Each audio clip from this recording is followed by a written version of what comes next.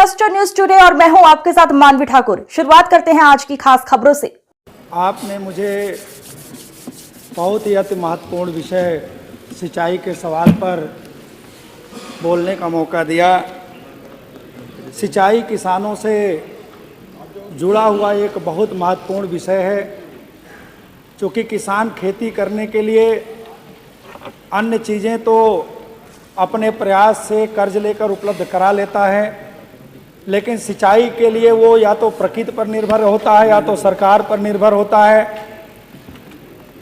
इसी उत्तर प्रदेश के अंदर तमाम भूमि ऐसी है जैसे बुंदेलखंड से लेकर के सोनभद्र तक एक बहुत बड़ा पहाड़ी इलाका है। तमाम कृषि का क्षेत्र है जो नदियों के, गंगा जी के किनारे, जमुना जी के किनारे और अन्य नदियों के किनारे है, जिनके खेती का साधन केवल बरसात है या तो नदी का पानी है। माननीय मंत्री जी से मैंने जानकारी लेने का प्रयास किया कि माननीय मंत्री जी, जिन क्षेत्रों में आज तक नहरें नहीं पहुंच पाई हैं, उन क्षेत्रों में आपने सिंचाई का क्या इंतजाम किया। माननीय मंत्री जी ने वही पुराना जवाब कि मैंने इतने नलकूप लगाने का काम किया। माननीय मंत्री जी ने बताया कि हमने 33,000 लगभग नलकूप लगाए, लेकिन आज भी पूरे उत्तर प्रदेश के अंदर लगभग 8,000 से ज़्यादा नलकूप जो खराब पड़े हुए हैं। माननीय अध्यक्ष जी, मैं आपके माध्यम से माननीय मंत्री जी को मैं उन इलाकों की तरफ ले चलना चाहूँगा जहाँ पर किसानों के लिए बहुत प्रयास करने के बावजूद भी अगर वो अपना निजी ट्यूबवेल लगाना चाहें तो भी इतनी महंगाई होने के कारण, इतनी बड़ी बोरिंग होने के कारण, इतना पैसा ना होने की वजह से अपना वो निजी ट्यूबवेल भी नहीं लगा पाते हैं। जैसे मेरे ही क्षेत्र के मेजा में मांडा ब्लॉक है, बगल में मेजा ब्लॉक है, हमारे इलाके के जमुना पार में कुरांव ब्लॉक है, शंकरगढ़ ब्लॉक है, जहां पर निजी ट्यूबवेल लगाया जाना संभव नहीं हो पा रहा है। माननीय अध्यक्ष जी, इन क्षेत्रों के किसानों को सरकार से बड़ी उम्मीद है कि हमें भी पानी मिलेगा, क्योंकि प्रकृति की जो स्थिति है, अगर थोड़ा मोड़ा बारिश हो भी गई तो किसान अपनी मेहनत की कमाई का पूरा हिस्सा खेतों में ले जाकर डाल देता है, लेकिन पूरा पानी न मिलने की वजह से पूरी फसल चौपट हो जाती है।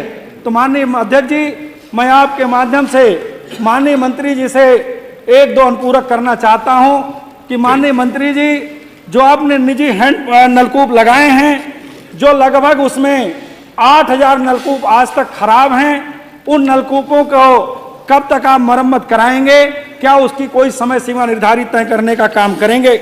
दूसरा, जो इलाके पहाड़ी इलाके हैं, क्या उन इलाकों में विशेष अभियान चला करके किस तरह से उनको सिंचाई की व्यवस्था दी जा सकती है? उनको नलकूप के माध्यम से सिंचाई की व्यवस्था दी जा सकती है, अथवा अभी एक आपने उन इलाकों में पीने के पानी का जो इंतजाम करने का प्रयास किया, नदियों से पानी को लिफ्ट करके, जो उन इलाकों में जब पानी पीने का इंतजाम लोग नहीं कर पा रहे हैं तो निश्चित रूप से वहां खेती करना संभव नहीं है।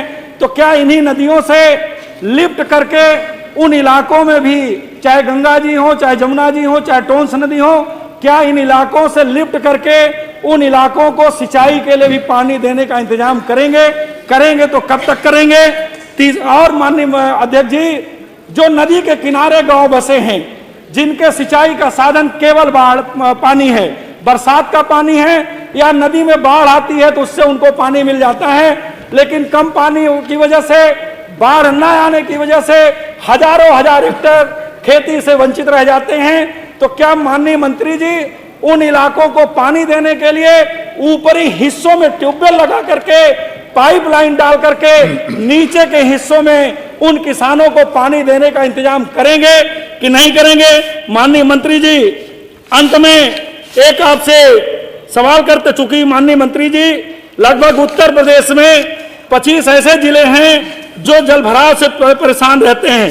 पिछली बार 5 लाख हेक्टेयर भूमि पूरी की पूरी जलभराव से खराब हो गई थी। तो क्या उन इलाकों के लिए भी कोई ऐसा इंतजाम करेंगे कि जिससे वो इलाके भी, चूंकि उत्तर प्रदेश का लगभग 60% किसान ऐसा है जो निजी ट्यूबवेल और बोरिंग पर निर्भर है, तो क्या उन लोगों के लिए भी, चूंकि माननीय अध्यक्ष जी जिस तरह से अगर हम कोई प्रयास करके अगर हम अपना ट्यूबवेल लगा भी लेते हैं तो कनेक्शन दूर होने के नाते इतना बिजली का भी कनेक्शन लेने में पैसा लगता है जो प्राइवेट संभव नहीं है। तो क्या माननीय मंत्री जी उस क्षेत्र पे उन किसानों पर भी विचार करने का काम करेंगे? माननीय अध्यक्ष जी।